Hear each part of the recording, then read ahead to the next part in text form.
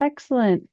Thank you for joining Congressman DeSaulniers' virtual town hall with special guest, California Attorney General Rob Bonta, who will be joining us in just a bit. We will take questions through Zoom and YouTube. To ask a question through Zoom, please submit it through the Q&A box at the bottom of your screen. And to submit questions through YouTube, please add your questions to the comment section. I will now turn the town hall over to Congressman DeSaulniers. Thank you, Janessa, and thanks everyone for joining us. I really am excited about this. It will be short, a whole hour with us, but a half hour with the Attorney General. And I'm really privileged to be able to call him a friend and somebody I've known for some time. So we want to take as many of your questions as possible, both with him and then when he has to leave at 1:30. So we'll start with a PowerPoint as usual. That'll give us a little background. We're happy to answer questions on any subject matter, but we're going to prioritize one when the Attorney General's on, obviously for him, because you hear from me plenty on different town halls. And as you know, I'm very proud of the fact that we have had more town halls than any other member of Congress in the 10.5 years I've been in Congress. So thanks, whether you've been in person or one of these virtual ones. So next.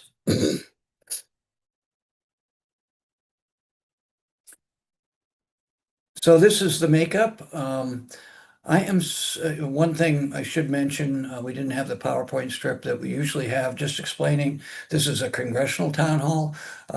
So there is an ethics line about not campaigning when you're on taxpayer funding town halls, which we are now. And of course, politics and policy go together. So it's not always obvious to people. We do town halls on the political side, so we don't have to be constrained by that. But on the other hand, I want to respond to everyone, whether they agree with me or not, and respect the fact that people have divergent views. Obviously, this is a area that is very heavily Democratic, so I think I reflect the voters' viewpoints, but we also try to respect people in the minority, and it's discouraging nowadays sometimes to see how partisan it's become, but that's the way it is, and we have to fight, in my view, for the rule of law, and I hope sometime soon, and my guess would be after this administration, we get back to a point where we can have passionate disagreements, but it's within the constraints, not the constraints, the parameters of what is legal. So just that as a little introduction for those of you who may be joining for the first time. And most people understand this, particularly folks who have come to many of our town halls. This is the current makeup of the two houses in Congress. You can see it's very close. You probably, and we may have questions about this, the current redistricting issues around what Texas is doing and what looks like we will do if Texas goes ahead in other states. So it's very close. The country is very divided in terms of its partisan makeup, not so much here in the Bay Area in California, but you can see how close it is. This time next year, we will have been through some major primaries, and we'll be headed towards a general election that will make up, the results will be whether the Republicans control the House or we do. And the Senate, you can see, is also very close, but not as tight as we are. So one important thing about that was the last bullet. We cannot, in spite of efforts, it's very hard to get bills to the floor.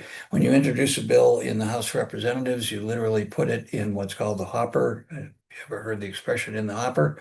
That's from that. It's at the desk, and when we put it in, it's up to the speaker and the leadership, whoever that is, to decide whether it moves anywhere. It's not like, for instance, the California legislature and a lot of legislative bodies, where if you introduce a bill, it's legal and constitutional. It usually in California gets referred to the Rules Committee and then off to committees of jurisdiction. In Congress, it doesn't work that way. You introduce it, and if the speaker doesn't want it to get a hearing, it doesn't get a hearing. This is specific from, again, this is my perspective. the Trump administration has been attacking Californians and our values, conducting mass ICE raids that tear apart the communities, deploying the National Guard and the Marines to quash protests over the objections of Governor Newsom, us, and despite First Amendment protections.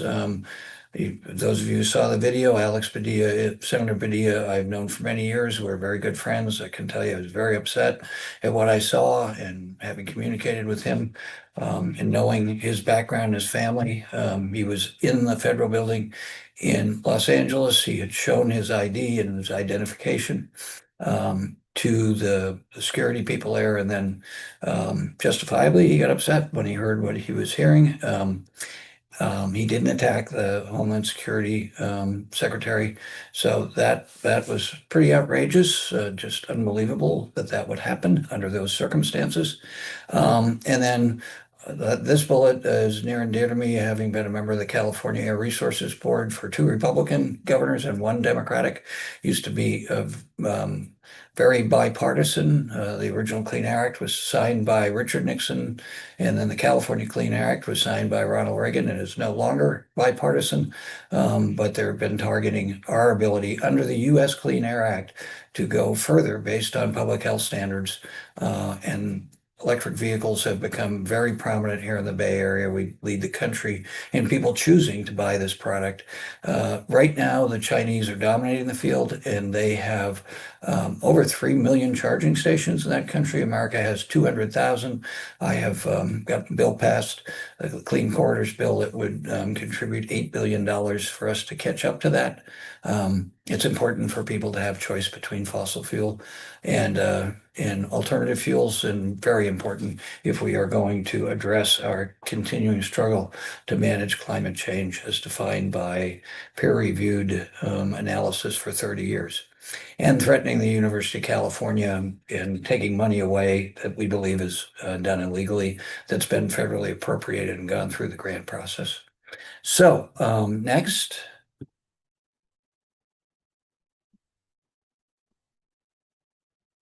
So this is some of the litigation we have put in. It's important to remember too, while we fight on the streets, in Congress, and keep fighting and trying, doing everything we can to challenge the majority party, the speaker, in the Senate as well, and of course the president, for what is clearly unlawful and unprecedented attacks on American democracy. Again, my view very strongly. We're trying everything. One place where we're successful has been in the courts. So our litigation response team is led by 2 attorney members of our caucus, Jamie Raskin, a nationally recognized constitutional lawyer, and Joe Neguse, another lawyer and our number 4 person in our leadership from Colorado. 2 very, very well-respected leaders in Congress from Maryland and Colorado, and very well-respected in the legal world, have led our rapid response team within the House. And then as appropriately, we've worked as individuals or as a group with amicus briefs and with people outside of the House. Again, we've got to do it according to our rules, and we have. So over 300 lawsuits have been filed against the administration, and district and circuit courts have issued over 100 orders blocking or temporarily causing Trump's actions. The administration has lost over 90% of these cases at the district and appellate level. The Supreme Court, unfortunately, when it gets to them, has sided with the Trump and against the lower courts very consistently. But the good news is that we've been winning up to 97% of the cases. My last look at Democracy Forward, a nonprofit, nonpartisan that's been coordinating a lot of this along with the Brennan Center for Law. You can follow them online. So we've been very successful. In the first Trump administration, we won 78% of the cases, we meaning the Democratic Party and our friends on the outside, and we have coordinated with that. We are where we allowed, and I have signed a number of amicus briefs that have gone to these courts. So it's worked well, but we've got the problem of when it gets to the Supreme Court, if it goes all the way to the Supreme Court, that it's a challenge with this current Supreme Court. Next.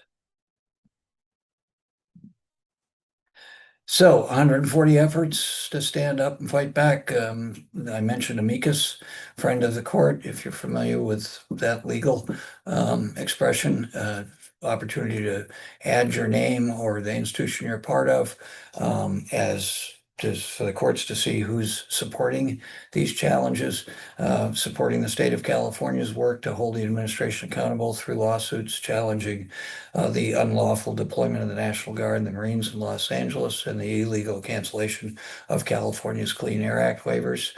That is reference back to what I mentioned in the previous slide about the EV, but that's EVs are just a component of the U.S. Clean Air Act and what is called a California waiver. You've heard me talk about this many times on environmental town halls, a key part of the U.S. Clean Air Act and the California Clean Air Act.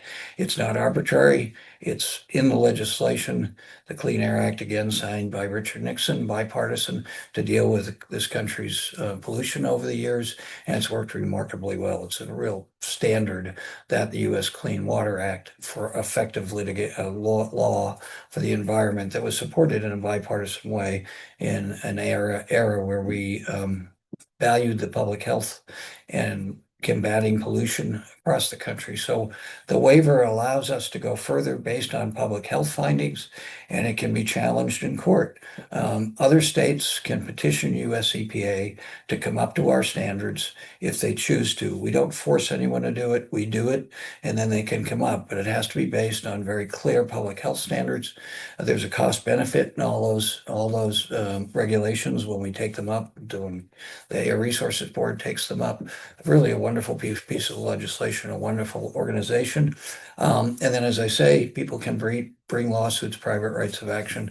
They are very rarely successful doing that because CARB, since the Clean Air Act was started in California and in the United States, again, Richard Nixon, Ronald Reagan as governor, has been astoundingly successful at dealing with public health, and has been a real strength, but it's been a target, particularly for the Trump administration during his first term and his second term. And unfortunately, many of my colleagues don't understand the legislation on the Republican side and think that it's arbitrary. It is not. So they keep attacking that. It's important for us here in the East Bay and California generally. Next. So if you want to know more, you can sign up to our letter. You can go to the litigation working group. You can go to the oversight committee, which has been exposing DOJ's dealings, illegal dealings. And right now you'll see a lot in the news about the oversight committee, where we were able to get a subcommittee with bipartisan support, require to get the actual action to subpoena and get the Epstein files. The chair of that full committee was in the national news today going through the process. So we had Republicans and Democrats vote to start to go after the Epstein stories and make sure that they're available for the public with bipartisan support. Now we go to the full committee and we'll see what happens. Clearly, the President of the United States does not want the public to see what's in that report. Just let people see it. Whoever's in it, the American public can decide for themselves.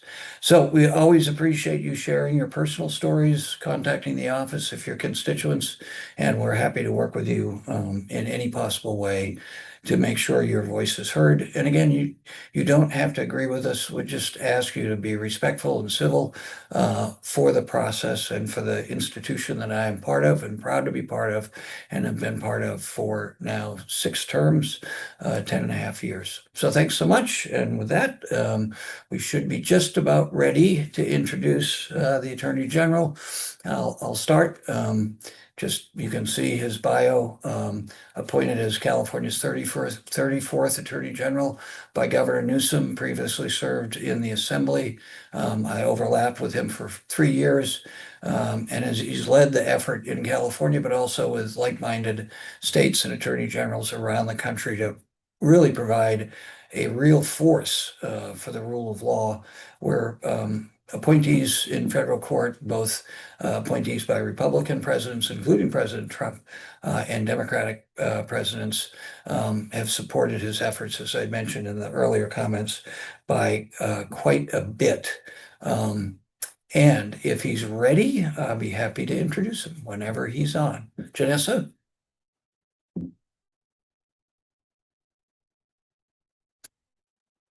Hello, Congressman. Apologies, had to click a few No buttons. worries. We are currently awaiting, Attorney General Bonta to join. That said, would you like to answer a question that is not necessarily specifically for? Sure. Excellent. We'll wait his arrival, then I will introduce him. He can make some comments, and then we'll go to questions.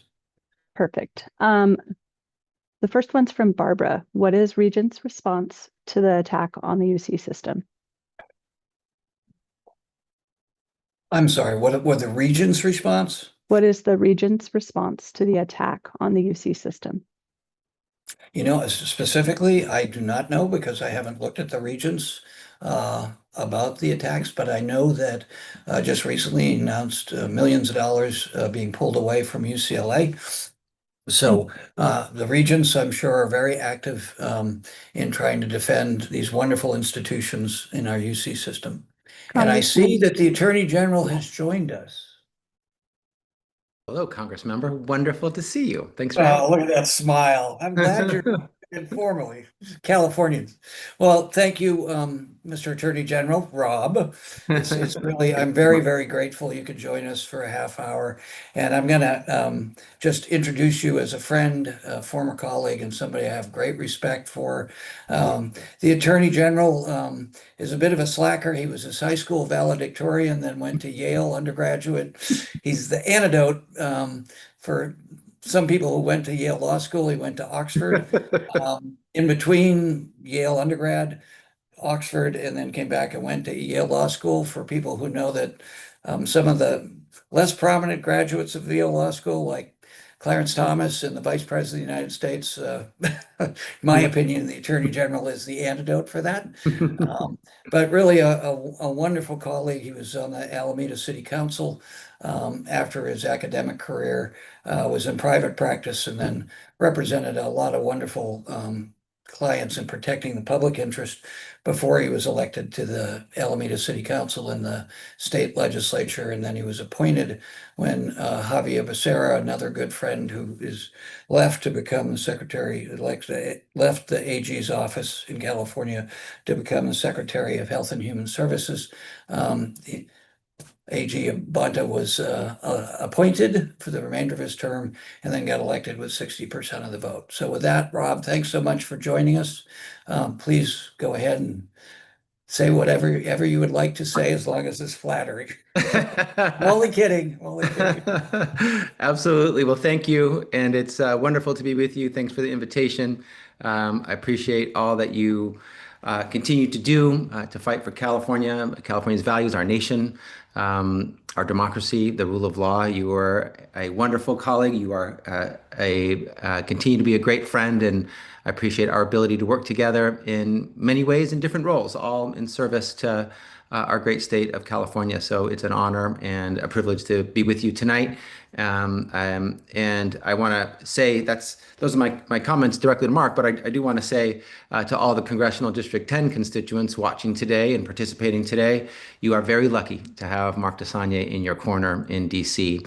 I've seen it firsthand, how he fights, and his heart, his values, his passion. And I'm grateful to have the opportunity to join you virtually just to talk about the actions that we're taking at the California Department of Justice to protect your rights, to protect your freedoms, to protect your future amidst the challenges coming out from this federal administration. And there are many, unfortunately. The sort of silver lining is that we had a good idea of what to expect before President Trump took office. We had been preparing for what might come, but we had hoped this second term might be different, that he wouldn't trample over the Constitution, that he wouldn't blatantly disregard our rights and protections under the law. But unfortunately, that has not been the case. Regardless of what comes from the White House and the Republican members of Congress, I want to take a moment to reassure you.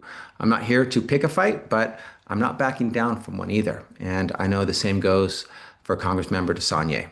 So far, in 28 weeks, I've had to sue the Trump administration 37 times, more than once a week. The lawsuits I've filed aim to hold the federal administration accountable, and they vary in focus. And just to be clear, we don't want to have to sue the president at all.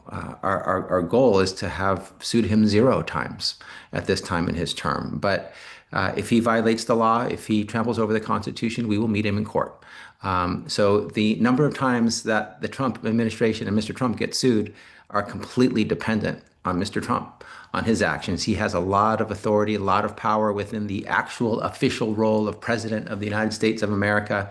It's perhaps the most powerful position in the world, certainly in our country. And yet he tries time and time again to seize power and wrest from others their power, the power of Congress, including the power of the purse, the power of the states, the power of the courts to check him and stop him.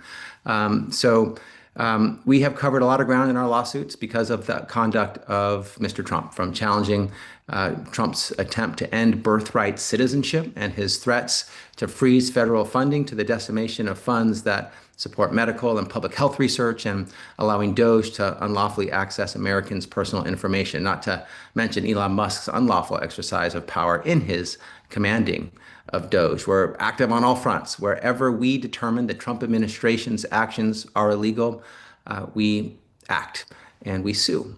We've sued for civil rights violations, like Trump's executive order attempting to impose sweeping voter restrictions across the nation. His executive order would have prevented a timely cast ballot in California, a ballot cast by mail, from being counted if it were received after Election Day, even though it was cast timely before Election Day. We've sued to protect our environment, like when we challenged the Trump administration's unlawful attempt to use the Congressional Review Act to attack California's longstanding and nation-leading clean vehicle standards.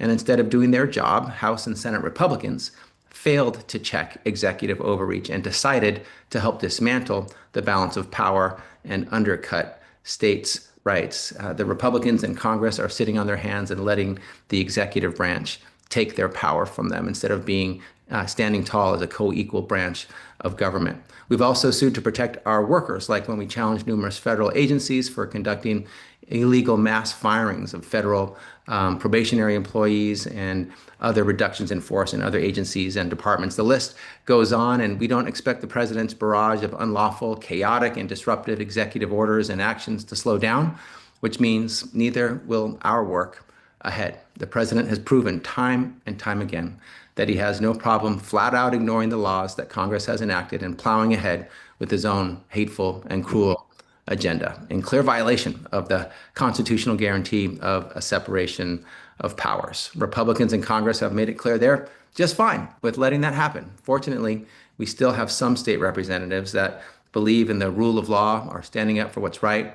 Congressional leaders like Congressmember DeSaulnier and his Democratic colleagues, for which I have great appreciation, respect, and admiration. That's why my team is working around the clock, watching and monitoring everything that the president and his administration do. And you can be sure that if the president breaks the law, we'll stop him. If he violates the Constitution, we'll see him in court. California DOJ will continue to protect, defend, and serve every single Californian, and will do so with partners like Mark, like Congressmember DeSaulnier. It's going to be a long 4 years, but we'll get through it together. A united front, ready to protect our people, defend our rights, and lead with our California values. Here in the Golden State, progress will prevail, and we will keep fighting to make that a truth and to make that the manifestation here in the state of California. With that, I just want to say thank you again for having me. Thank you for all of you who are on this Zoom. It is engagement and participation that is our pathway to progress here. So thank you for your engagement. Thank you for your participation. I'm honored to call you my shared constituents, not just of the Congress member, but of me as well, as someone who's honored and privileged to represent the whole great, incredible state of California. Thanks for having me. Thank you, Mr. Attorney General. We're proud of you. I'm really proud of the fight that you have shown and the success and thoughtfulness of it.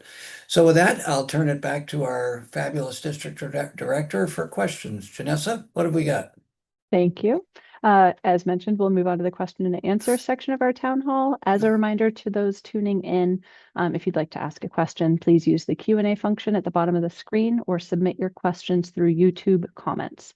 Before we get into the questions, I do want to note that the Attorney General will have to leave the call a bit early, but we'll continue the Q&A with the Congressman DeSaulnier after that. So without further ado, the first question is from Casey. President Trump has demonstrated his demand for loyalty and policy alignment on the part of federal employees and officials. From a constitutional standpoint, at what point does this qualify as a religious test?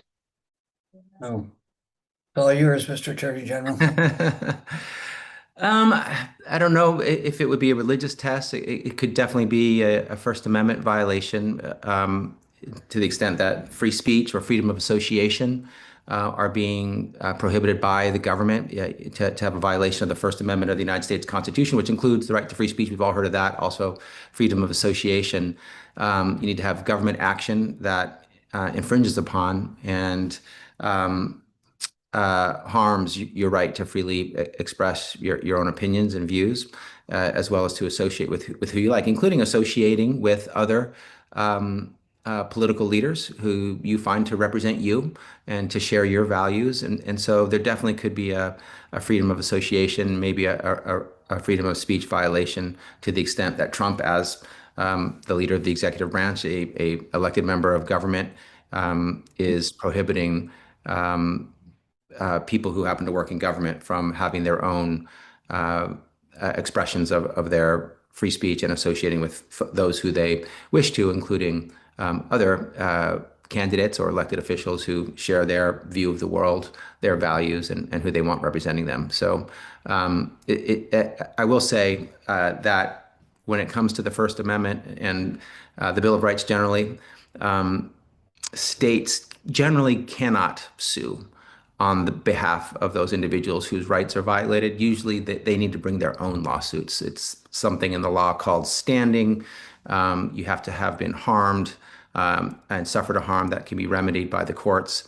And typically the person whose own rights are violated is the person who has that standing and can go to court and sue. And we've had great nonprofit legal efforts here throughout the United States that we believe are aligned with, in many cases, with what we're doing as the state of California, as well as other states with Democratic attorneys general, where they represent individuals, often broader groups of individuals, and are successful. So that might be a role for them, groups like the ACLU and others. If I could jump in, because I'm not a lawyer and not with the background that the Attorney General have, I will mention, as a senior member of the Education and Labor Committee and as somebody who chairs us, or when we're in charge, chairs an important subcommittee of that committee when it comes to labor.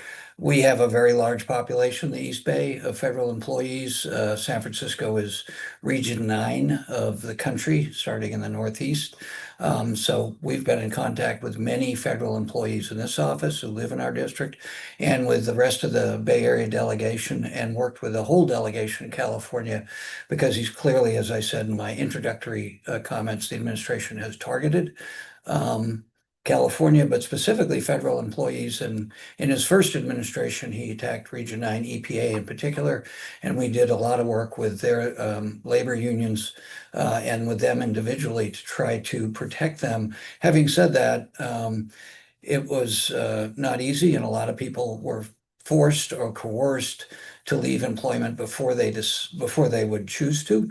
And we lost a lot of good people. If you remember the first administration, some of you may remember this, his Region 9 appointee, President Trump's, actually wanted to move the regional offices in downtown San Francisco to Southern California, where he had a home. So they've been attacking very aggressively, and we've done a lot of work, even in the minority, with our partners.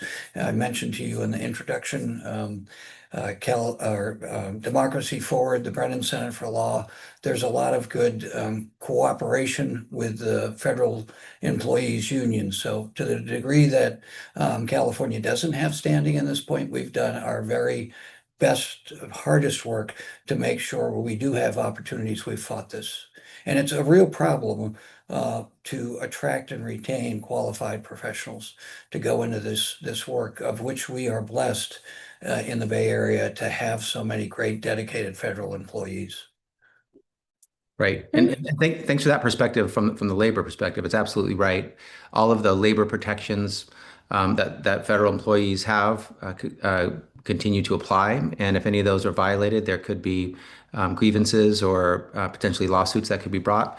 For example, if there's harassment because someone is not showing the loyalty or fealty that the president expects, or if there's demands that outside of work hours they participate in some sort of expressions of loyalty to him, in a political campaign or event, those would all be inappropriate and the grounds for legal relief or relief through the administrative process. One last thing about this is I mentioned in my intro before you joined us, Mr. Attorney General, is the rapid response team from the Democratic caucus, led by Congressman Joe Neguse and Jamie Raskin from Colorado and Maryland. Both of them brilliant attorneys. In Jamie's case, a brilliant constitutional lawyer who went to that other Ivy League law school. It's sometimes is considered the second best law school in the Ivy Leagues. Excellent. The next question is from Lisa. What successes have you had in court?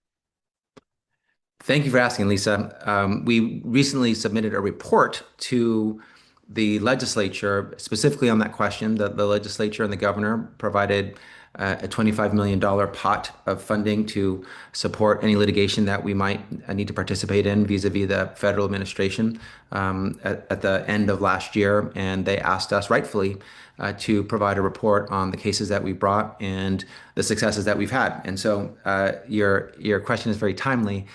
We've reported that we brought 37 lawsuits in 17 of the 19 cases where we sought a emergency order, a temporary restraining order, or a preliminary injunction seeking to block the unlawful conduct of Mr. Trump. We prevailed, and the court, a neutral federal court who objectively looked at the facts and applied the law, they found that we had met the standard, and they issued the order blocking the unlawful conduct 17 out of 19 times. So that's a very high rate of success. Some of the highlights of what we've accomplished is we were able to protect and save $168 billion with a B, $168 billion of funding that President Trump was attempting to unlawfully withhold.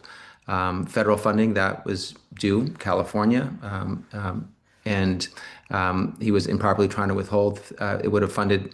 It continues to fund because we blocked his attempt, but it funds things like healthcare and housing and childcare and college access and emergency response, public safety, food programs. And so we've spent $5 million on additional attorneys in-house that we hired and brought into the California DOJ.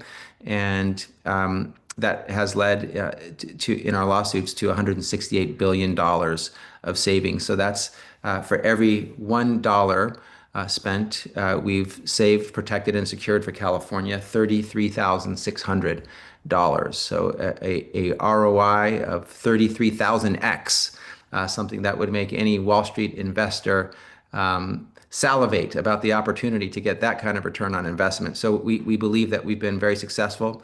We only sue when we believe we're right. If all we have is political grievance or policy difference, we don't sue when we can't sue, and we won't sue. We sue if we think the president has broken the law and if he's violated the Constitution. And largely, up to now, courts have agreed with us. And largely, up to now, we've been remarkably successful in terms of the return on investment and the amount of funding we've protected.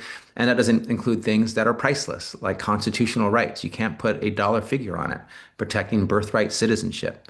Right there in the 14th Amendment, the citizenship clause says that if you're born on American soil, you're a U.S. citizen, period. Trump tried to change that on day one. The same day, he raised his hand and took an oath to protect and defend the Constitution. He proceeded to violate it. And it also includes protecting our voting rights, including making sure that the votes you cast, if by mail and cast timely but received after Election Day, is counted as it should be. Trump tried to take that away, and we got a court order blocking his attempt to do that. So a number of different ways to see and measure success, but we think across a number of different metrics, we've been very successful, and we hope to be going forward. Of course, we hope the president doesn't violate the law or trample over the Constitution at the same rate and in the same brazen, blatant way. But we're not naive, and we're ready for whatever comes next. Awesome. Fantastic. Thank you. The next question is from an anonymous attendee. How can we protect our private information from the federal government to access it?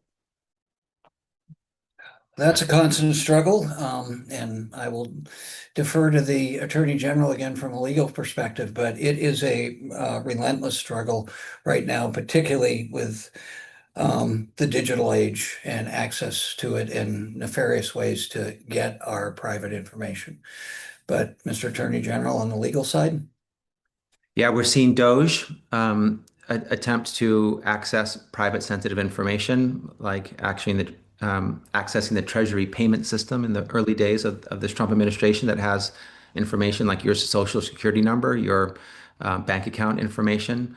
And they have this ongoing attempt to what they call de-silo the government and share information across departments and across agencies, even when that information is collected with the promise that it will only be used for a specific purpose, like determining eligibility for food stamps or determining eligibility for Medicaid.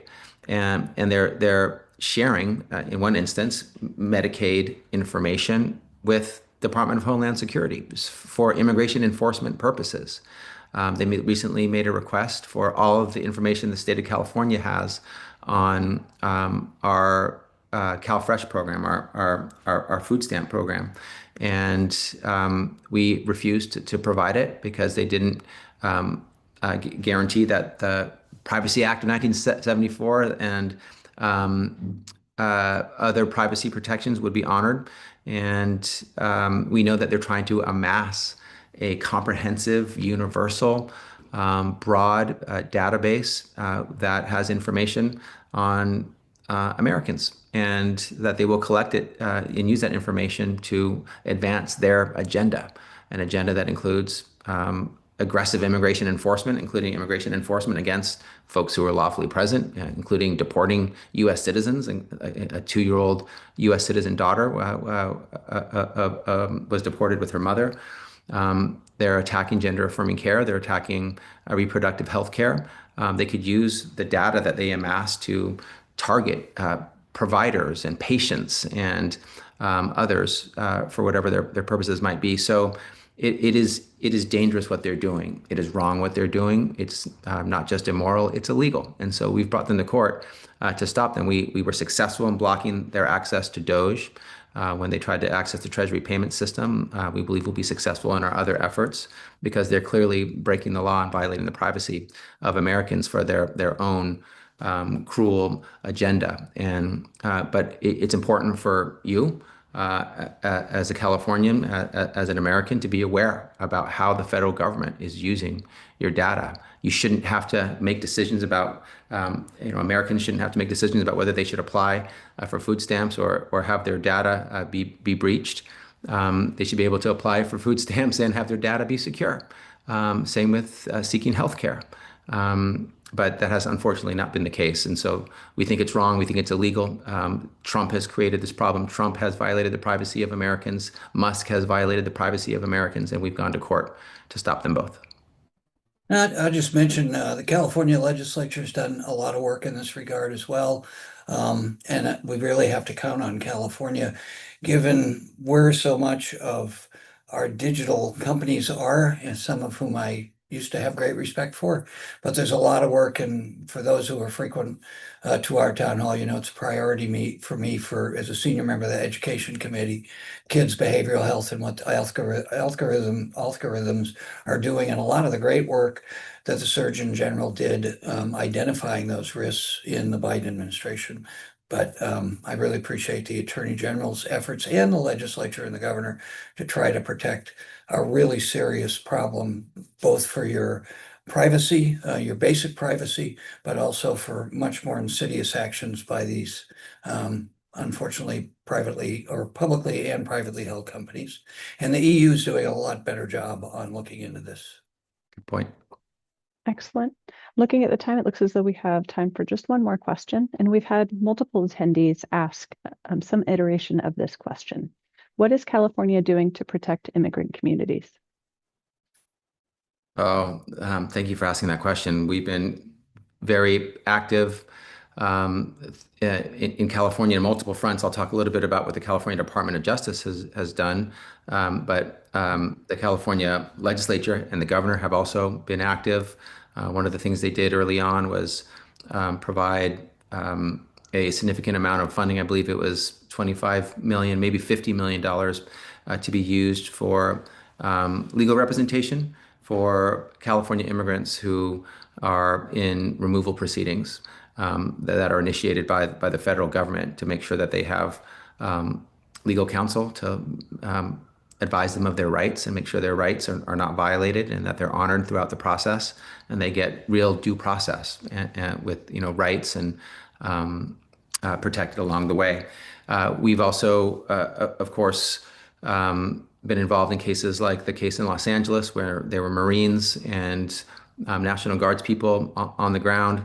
There were also ICE agents on the ground wearing masks, removing license plates from their vehicles, approaching people without identifying themselves, targeting individuals for who to approach, for who to detain, for who to stop, for who to arrest, for who to search and seize based on their race, based on their location. For example, were they at a Home Depot? Were they at a bus stop? Based on their perceived job. And we wrote an amicus brief and joined a case that the ACLU brought in which a court issued an order saying that these ICE agents in LA were unlawfully, in violation of the Fourth Amendment, participating in searches and seizures of Californians, and they were ordered to stop by the court. We've also brought cases to protect our immigrant communities, including the very first case that we brought to protect and defend the constitutional right of birthright citizenship for individuals who are born on American soil. Perhaps their parents are immigrants, and they deserve citizenship if they're born on American soil. We've pushed back against unlawful conditions that are placed on grants that seek to prevent California from participating in the pathway that we've chosen. We've chosen to be a pro-public safety state where our resources, valuable law enforcement resources, are used to tackle crime, not to be involved in and participate in civil immigration enforcement when there's a whole set of departments and agencies at the federal level who do that very job. We want to focus on crime, on tackling robberies and murders and rapes and organized retail crime and human trafficking and hate crimes and fentanyl. And there have been conditions placed on grants saying we need to no longer have that posture. We need to do the immigration enforcement job of the federal government for it in order to receive these grants. And they were trying to leverage us and bully us and pressure us into taking a different course. And we sued and we secured a court order saying that very condition was unlawful. And so we've prevailed. So, and I, at the California DOJ, before Trump was actually sworn in, but after he was elected, I did a number of roundtables and community meetings throughout the state, reminding immigrants of their rights, reminding Separately, also reminding local law enforcement of their duties, the fact that they generally cannot, with some exceptions, cannot participate in civil immigration enforcement, making sure that folks at healthcare centers and work sites know what an ICE agent is allowed to access lawfully and what they need a warrant to be able to access. Basically, they can access public areas, but in order to access private areas like classrooms or libraries or specific workstations, they need to have a warrant signed by a court, which is different than a administrative warrant that is issued by ICE itself. So those are some of the ways we've been standing up for our immigrant communities. We will continue to do so, making sure that their rights are protected and defended, that they're not mistreated, and that we push back against this cruel mass deportation agenda. I do want to say that the president has said, and his inner circle has said, that they are going to be going after violent criminals who are here in our country unlawfully. That is not what they have done. On day one, they went after U.S. citizens with trying to attack birthright citizenship. They went after temporary protected status programs. They went after refugee programs, which are completely lawful programs and lawful statuses to have. They got rid of Biden's prohibition against immigration enforcement at insensitive sites, places like churches and schools and hospitals, healthcare facilities. And so there's a big delta between what they say they will do and what they are actually doing. And we've filed briefs and amicus briefs and gone to court to protect temporary status, to protect our refugee programs. And we will continue to do all we can to make sure that the rights of immigrants are protected and that our immigrant community knows what is true, that they are an absolutely critical part of who we are, who we've become, who we will be in California, and that we have our immigrant communities back and will continue to have that. Thank you. I want to respect your time. One thing, in the 11 years now I've been in Congress, we've controlled the White House and both houses for 2 of them, but we didn't have 60 votes in the Senate to break the filibuster to actually get bipartisan immigration reform done. So this has been a deliberate action by people like Steve Bannon to misrepresent open borders. Nobody's for open borders. We want a legal process for people to come to this country, but they are dividing the country over this and makes a really tough job. But thank goodness that the Attorney General has been fighting legally in courts for the legal process as it currently is. And thank you. So the Attorney General has a very busy schedule and has to exit the call shortly. However, we will have time for a few more questions after that. Thank you, Mr. Bonta, for joining us and providing your expertise. I'll turn it over to the Congressman for any quick closing remarks for the Attorney General. Just want to thank you, Mr. Attorney General Rob. You're a great source of inspiration for a lot of us. It can be hard and daunting, as I just described, in the federal government right now, but I just admire you so much, and I'm very grateful to call you a friend.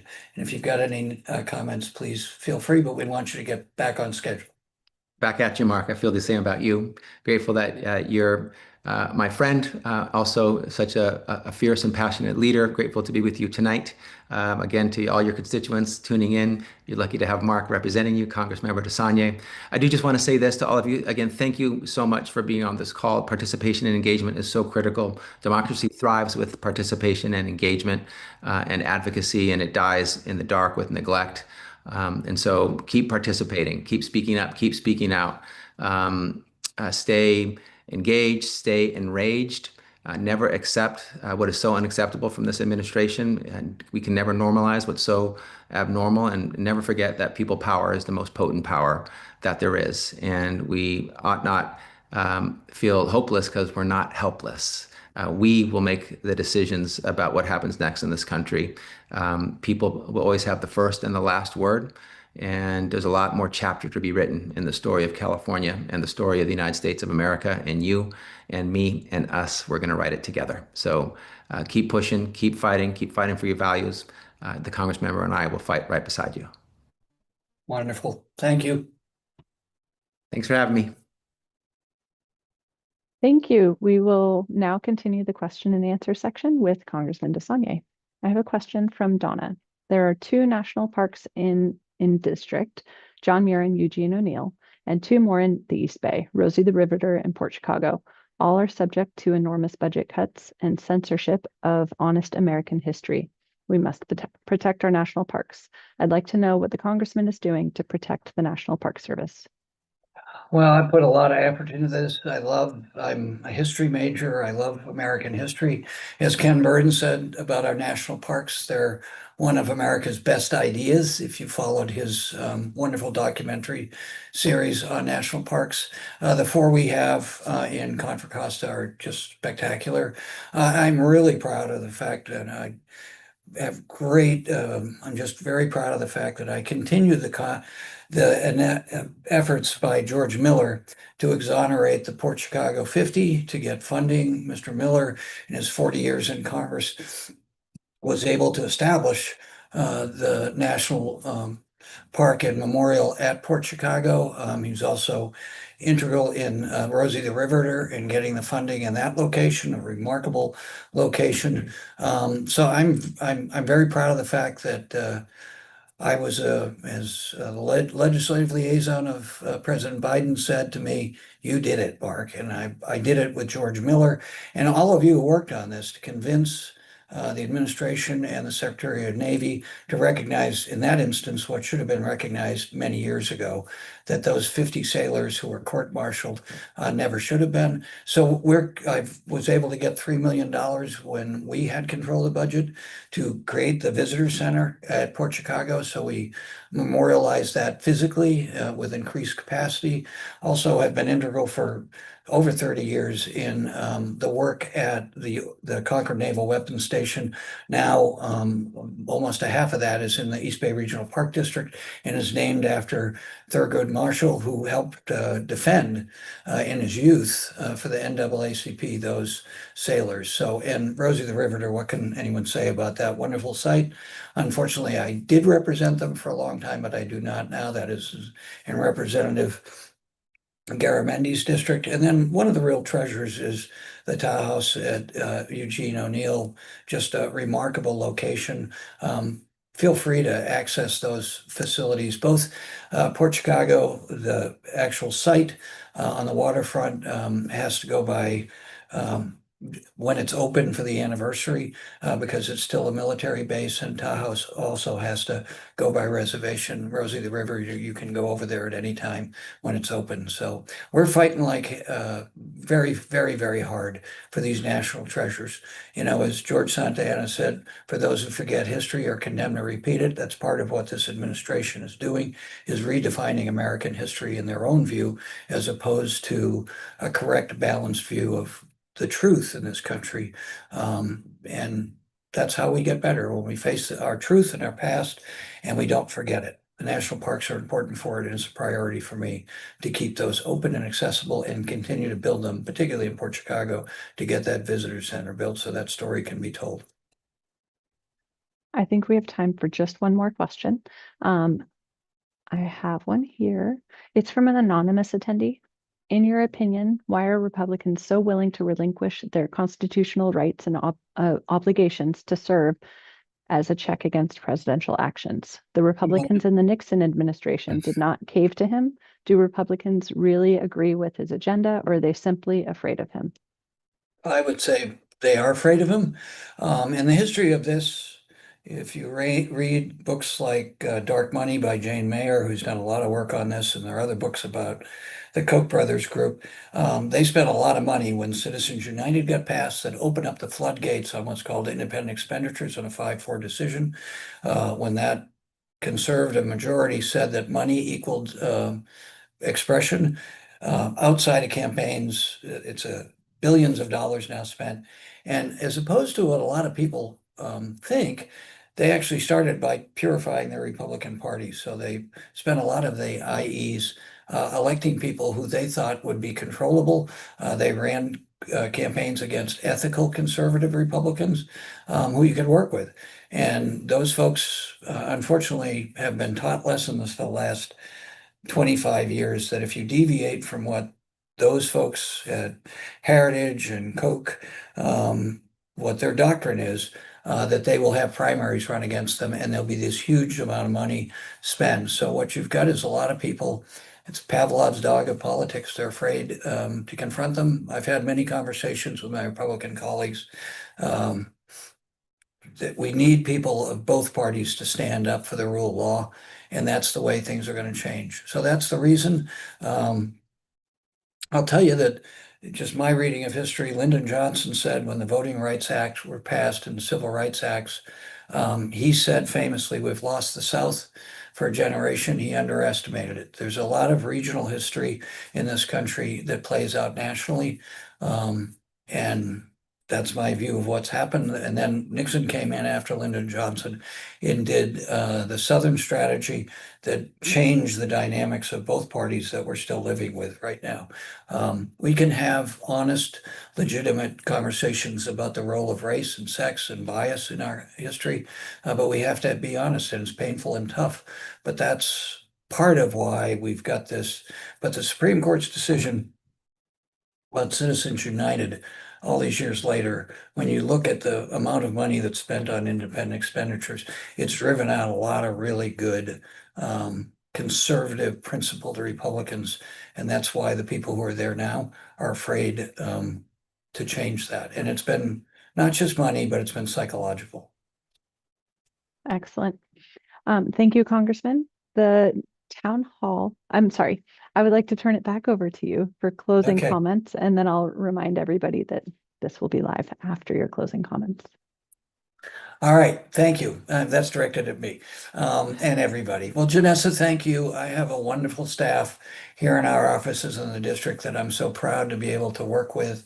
And I feel the same way about my constituents. I would like to tell people, if you disagree, I'm happy to engage. You don't have to, as long as we're civil and responsive, and we take great pains, but understand my schedule and the fact that at least 3 weeks out of the month, I'm on the other coast doing my job representing you. So thank you to all of you who have tuned in. I really want to thank the Attorney General. He's a remarkable, remarkable human being. He was born in this country, but he was the first Filipino American elected to the California legislature. He did not come from money, but he was able to work hard, get great grades, as I said, his class valedictorian, undergraduate degrees with high honors, both in Yale undergraduate, Oxford, and then Yale Law School. A really brilliant, but also compassionate human being, and we're really lucky to have him. So I just want to thank him and his team for sharing some time with us, and I'm so grateful for his friendship, but also his attitude about protecting the rule of law. And that's what we want in this country. We can have differences of opinion. This administration has attacked the rule of law from my perspective, and you can look at the court cases in a way that no other modern presidency, and I would argue no president really in this country, certainly in the modern era, even Richard Nixon has attacked the rule of law as much as this president has. So we'll keep fighting them. We'll keep winning in the courts, but we've got to win elections, and majorities are important. And we're going to hope that the Republican Party changes and comes back to respecting the rule of law, so that everybody, when they take that oath, they adhere to it. We can have differences of opinion, but you've got to do it legally through the Constitution of the United States and the laws that have gone through our legislatures and been signed by governors and presidents. Thanks so much. And as always, feel free to contact our office. We're happy to respond to your questions. Absolutely. Thank you, Congressman. As a reminder for all, the town hall will be available on our YouTube and our Facebook page after the event if you would like to watch it again or share it with your friends. Please do not hesitate to call our office, as the Congressman mentioned, if we can be of any help to you. Thank you again for joining us today. Thank you all.